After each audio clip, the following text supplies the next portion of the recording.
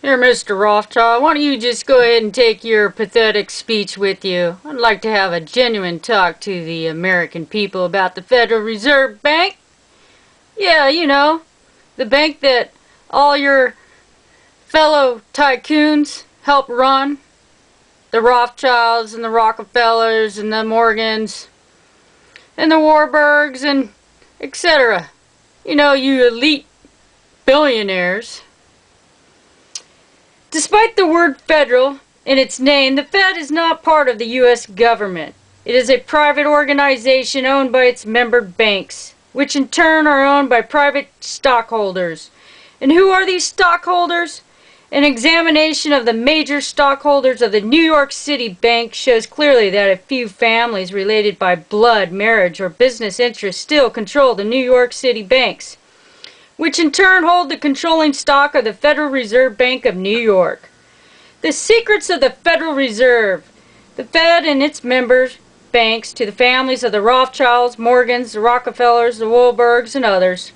These private banks' control of the Fed continues today. The Federal Reserve Bank of New York, which completely dominates the other 11 branches through stock ownership, control, and influence, having the only permanent voting seat on the Federal Open Market Committee, and handling all open market bond transactions, has 20 million shares outstanding, and it's majority owned by two banks.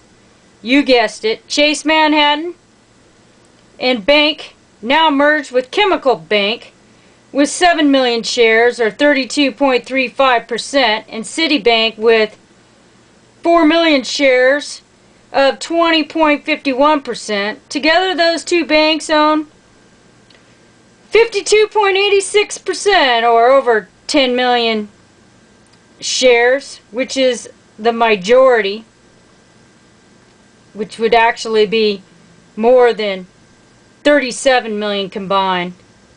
It would appear that the warnings of Jefferson about private control over a central bank have proven correct.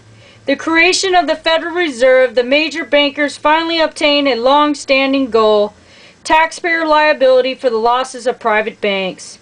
While technically and legally the Federal Reserve note is an obligation of the United States government, in reality it is an obligation, the sole actual responsibility for which rests on the average reserve banks. The government could not only be called upon to take upon after the reserve banks had failed. The man who masterminded the Federal Reserve is telling us the Federal Reserve notes constitute privately issued money with the taxpayer standing by to cover the potential losses of those banks. The money to cover government overspending comes from a mechanism instigated by these men at the same time period, national income tax, and the means to collect it.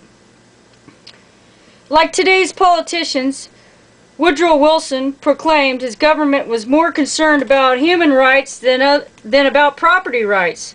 Masked by this rhetoric, Wilson pushed through more progressive legislation than any previous American administration, adding to the Federal Reserve System enforcement of the graduated income tax with the Internal Revenue Service of the Treasury Department to enforce it, the Federal Farm Loan Act, which created 12 banks for farmers, the Federal Trade Commission to regulate business, among other bills.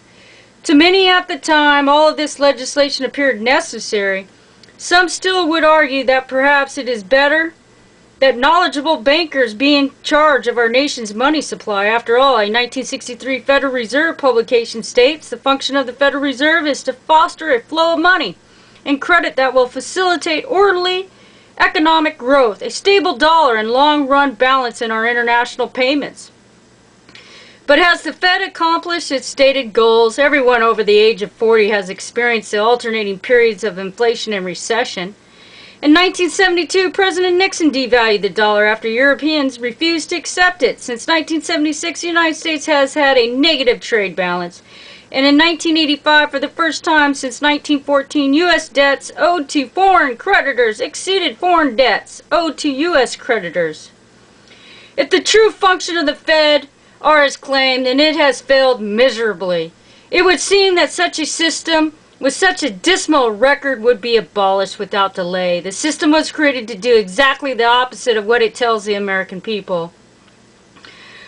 Another secret aspect of the money game is demand deposits. Money placed in a bank which can be withdrawn anytime on demand.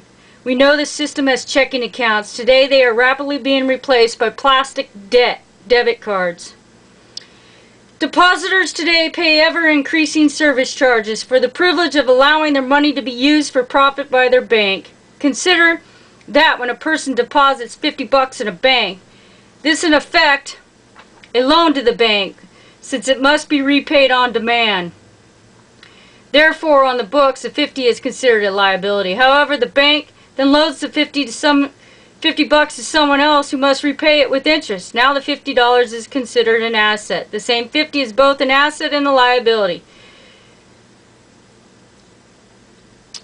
It is well enough that the people of the nation do not understand our banking and monetary system. For if they did, I believe there would be a revolution before tomorrow morning. Most Americans have no real understanding of the operation of the international money lenders. The bankers want it that way. We recognize in a hasty sort of way that the Rothchilds and the Warburgs of Europe and the houses of J.P. Morgan and the Rockerfellers possess and control vast wealth. How they acquire this vast financial power and employ it is a mystery to most of us. That's right. But we're exposing it, folks. International bankers make money by extending credit to governments. The greater the debt of the political state, the larger the interest returned to the lenders. The national banks of Europe are actually owned and controlled by private interests. These same private interests can be demonstrated to own and control the Federal Reserve Bank.